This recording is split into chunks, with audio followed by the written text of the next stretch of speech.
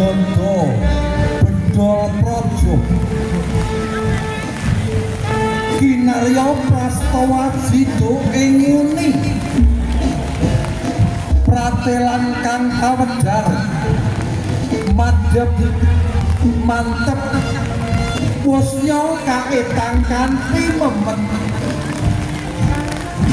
pinambying petang punjering pemerintahan Kabupaten Sleman kapindah saking Ambaroko menuju ing dusun Berat Trigadi Sleman ingkang kawit minangka kantor Bapeda Kartini Suryo kaping sekawan ing bulan Juli warsa 1960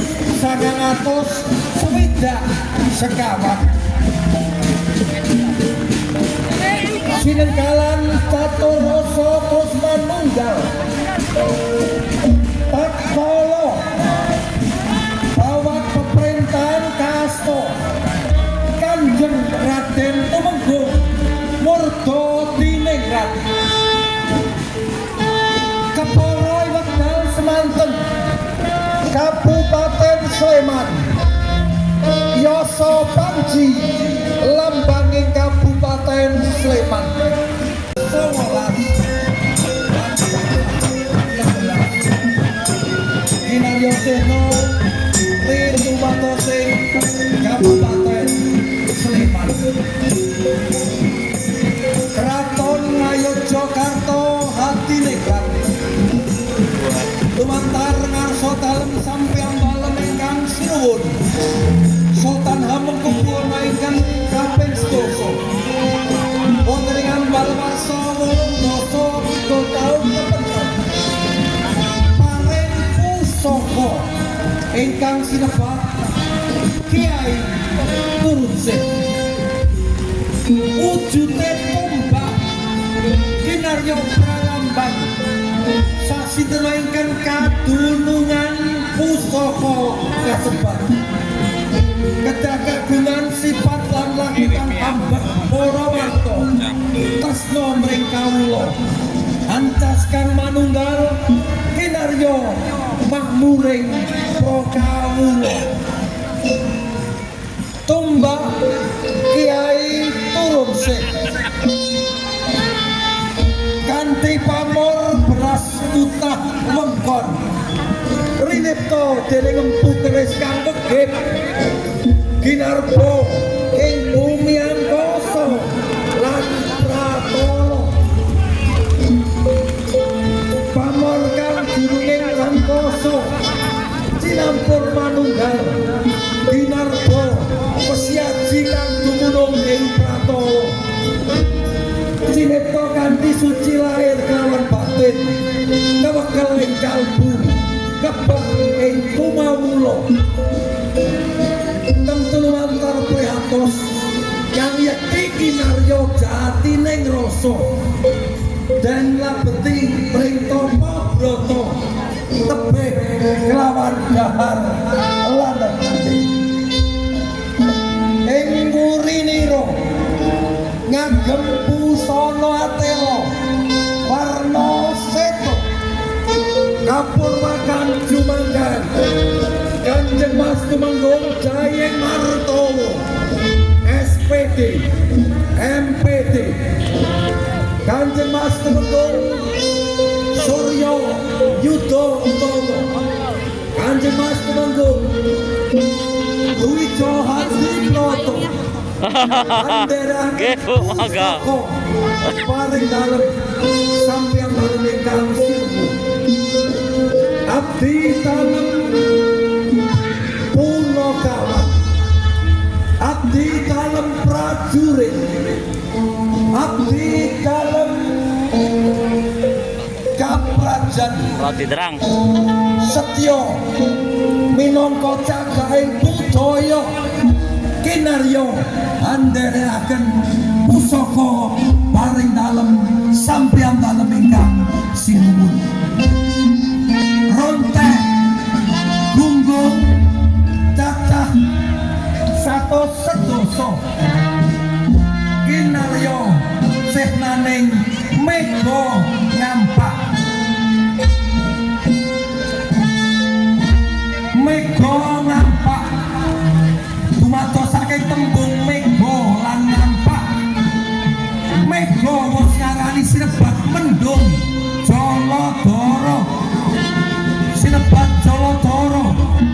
sawit mega isine toya lambanging subur makmur tukul kang tanpa tinandur Gusti kang murbeng dumadi kalane sepana ing papan piniji Pak Berham balabar kawula bumi sembada setunggal atus dosa Kabupaten Sleman kanthi asesati gendong tingkung rahayu ning Sleman sampeyan ganti toto kirap tumuju ing papan piniji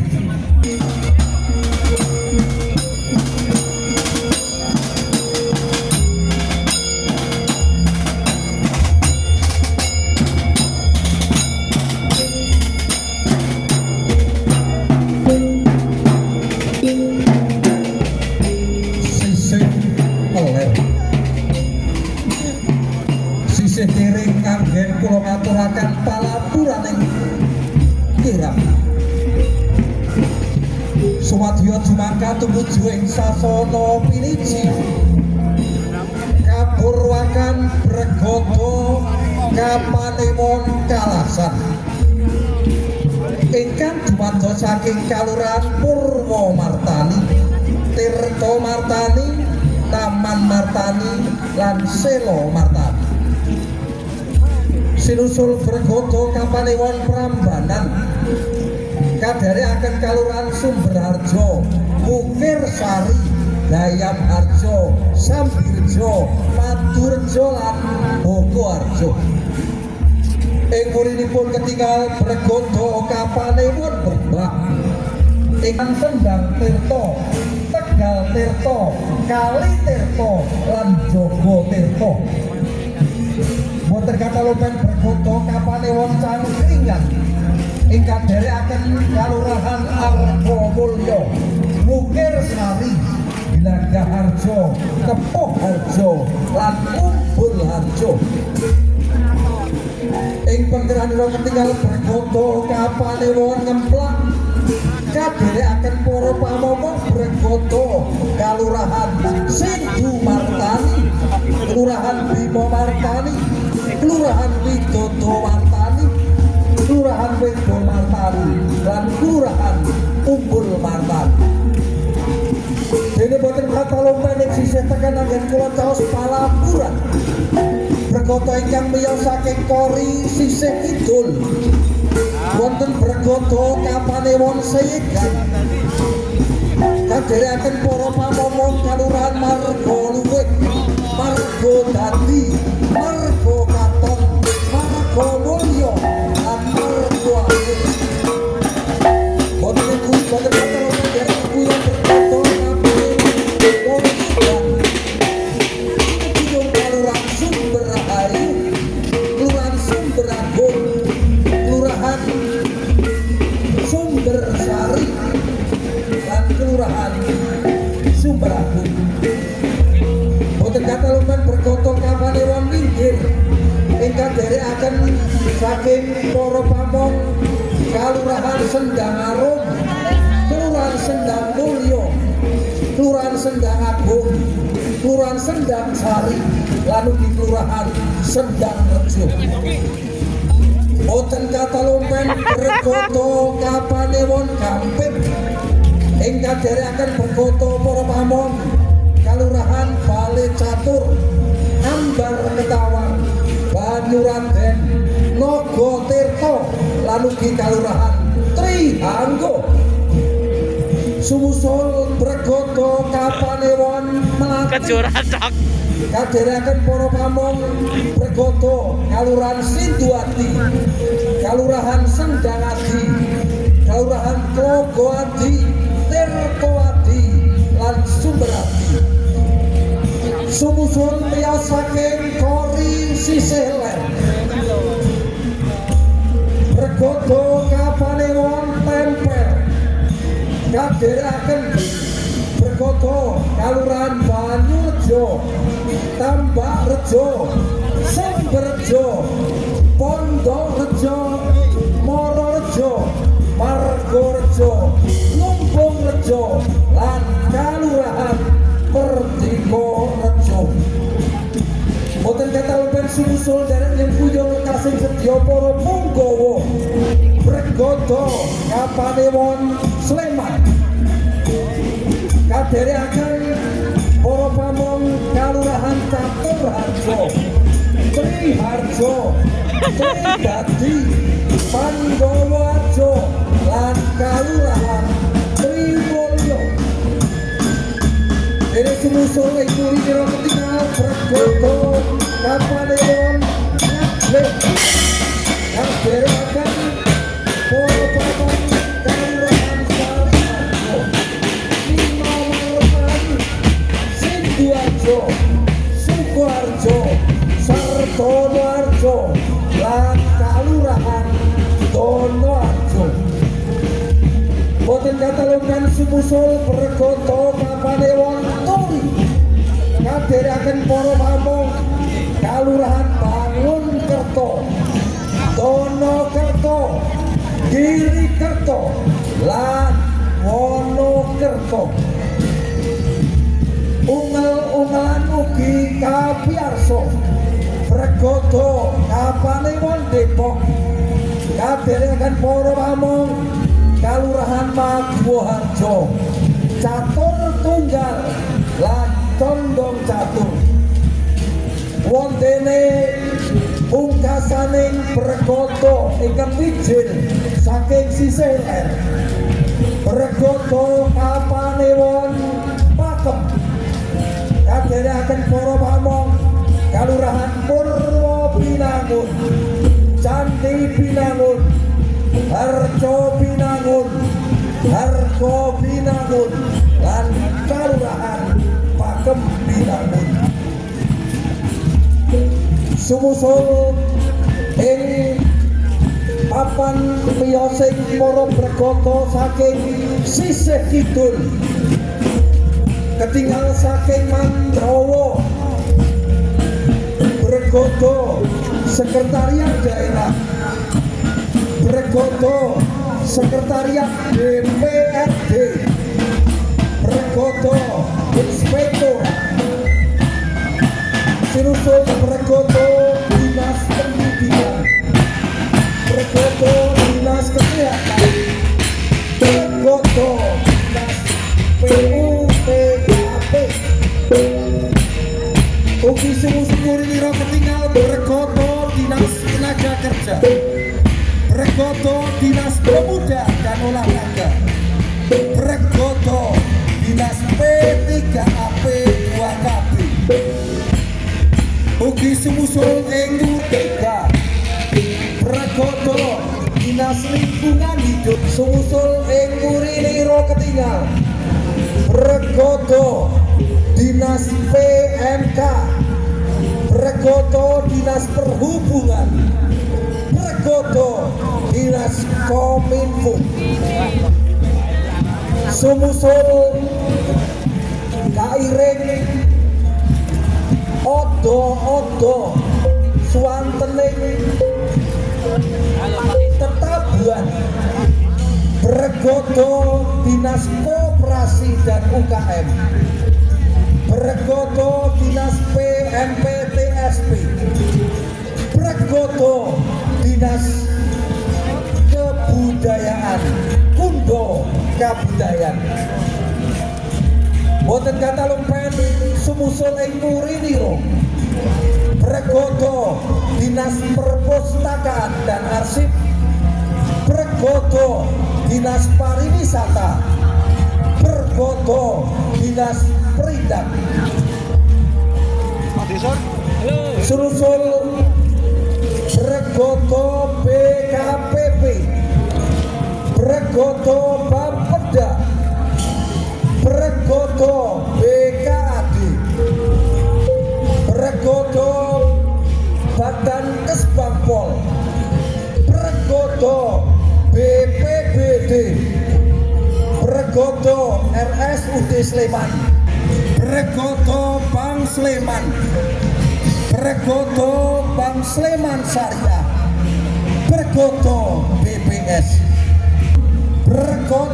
Bergoto sanesipun ing kepareng dereng nyengkuyung ri tumatos ing Kabupaten Sleman ing kaping 700 gendong mikul mureh rahayuning Sleman.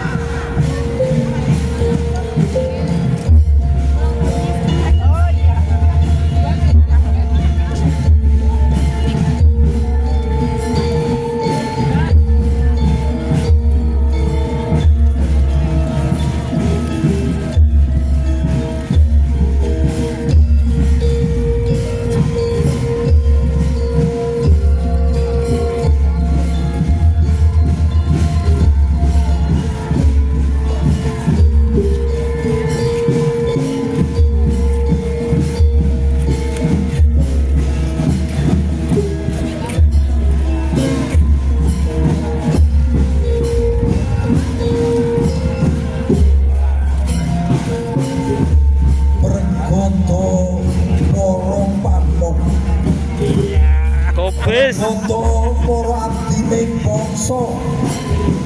Bergoto abdining nagari kadya pangandikan dalem ingkang sinuwun Kanjeng Sultan Hamengkubuwana ingkang jumeneng kaping 10 adil para warta wicaksana ing karya tebih saking emban London wondere sampun ando pangampun pamomong ing kadai tempat asuh jinongko pamomong enget bilih manungsa sanes titah ingkang lepat kepara boten titah ingkang tanpa lepat kepara peparing klentu mila kanthi diakan sono paring panyendu mringkang lepat namung boten guroni kedah tumindang kadya rama lan putra satemah kawula mangertos pundi ingkang lepat pundi ingkang leres kepara kanthi esem lan tembung sapa sira sapa ingsun kedah tebih saking penggali para pamomong esem lan bingah nampi panyaruwe kanthi tekad tumuju ing paugeran kang piniji sedaya sami awit boten wonten pangarsa yen to boten wonten kawula sewalipun kata-kata lisir saking paugeraning kekesan yen tanpa pangarsa donya risak awit sedaya melampah piyambak pangarsa kang gadhah sifat ing ngarsa sung tulodo pamomong kang momong mring kawula mrih saiyeng saeka ati tumuju ngomong kata tetep kepangan mring waktune ilahi pusaka minangka pralambang ing Kabupaten Sleman ingkang tetep kapurba mring panguwasaning Gusti rimegem panguwasaning Gusti ing Harya Marono jumeneng umujud papan sedaya suka gendong ikut murid rahayuning Sleman.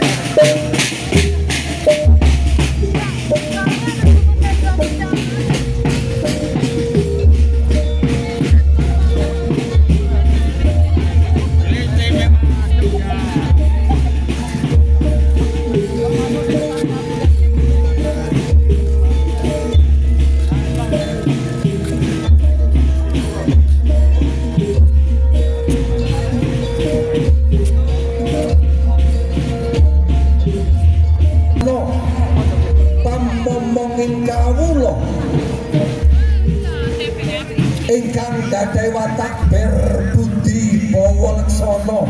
hambek adil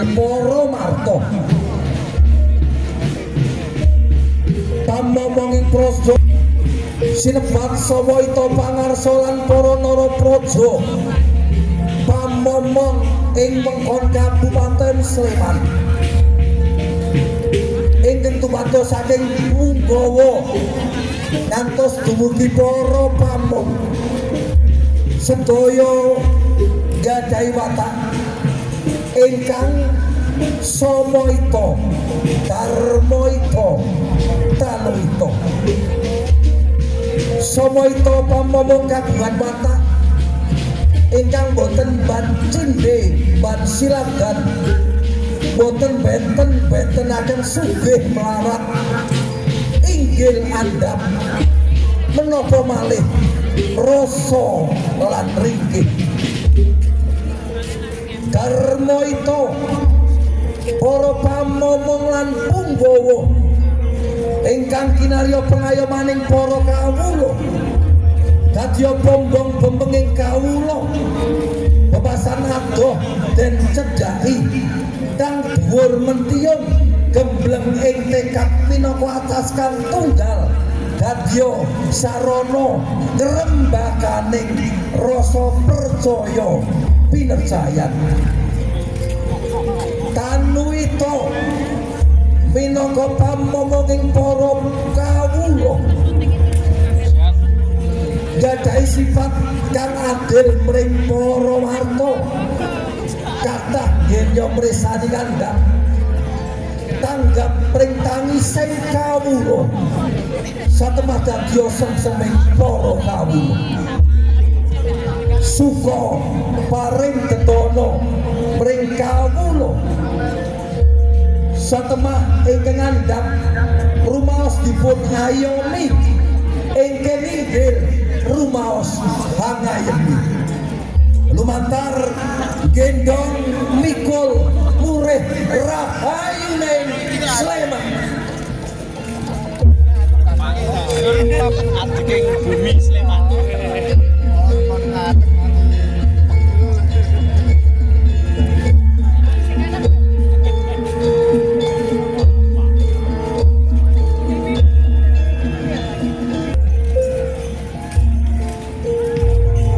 Goto kinarya panutaning para kawula kang bisa manjing ajur-ajer bebasan tiang tetanem tansah mantun ngrabuh nyiram lan dangir preh subur lan makmur ngrembaka pepunton dadya sarana gesang mulyaning para kawula kadya mega nampak tetengering Kabupaten Sleman ingkang minangka sarana gemblenging tekad warga tlatah Kabupaten Sleman dadya budaya ing panggesanganing manungsa ing mengkon bumi sembada mega nampak salah satunggaling wujud rukuning kawula satemah dados ayem tentrem kinarya larase kagesang golong giling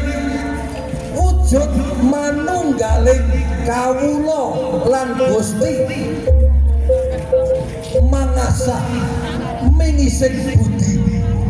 kinarya sarana manunggaling rasa cipta kelawan karsa kawula lan Gusti punggawaning praja Kabupaten Sleman setya kinarya cehna nggenya kurmat kinurmatan setunggal kelawan setunggalipun maujud nggenya tansah makarya sareng ingkang laras leres kelawan lurus tanggap ing kalenggahan prisa pring kewajiban boten benten-bentenaken setunggalan setunggalipun bebasan kinarya cehna raketing pasederekan antawisipun kawula kelawan Gusti sedaya saiyeng saeka kapti Holobes kontol baris rawe lantas malang putung gendong mikol mereh rahayuning Sleman.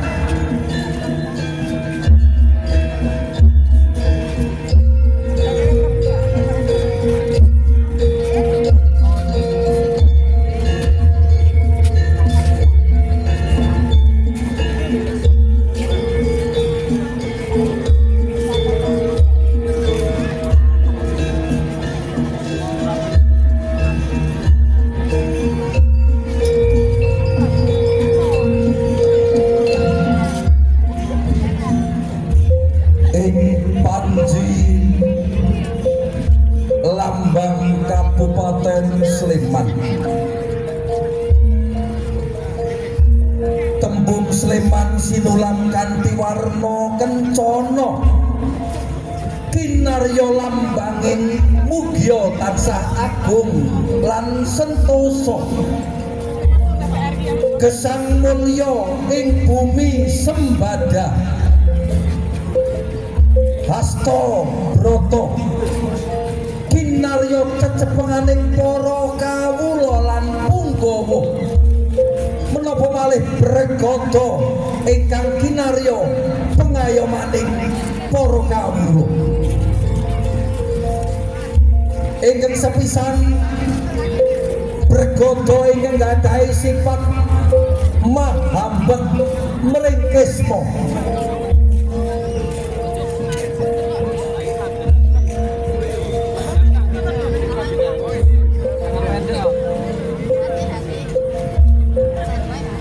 Kesmo kinarya pralambang bawana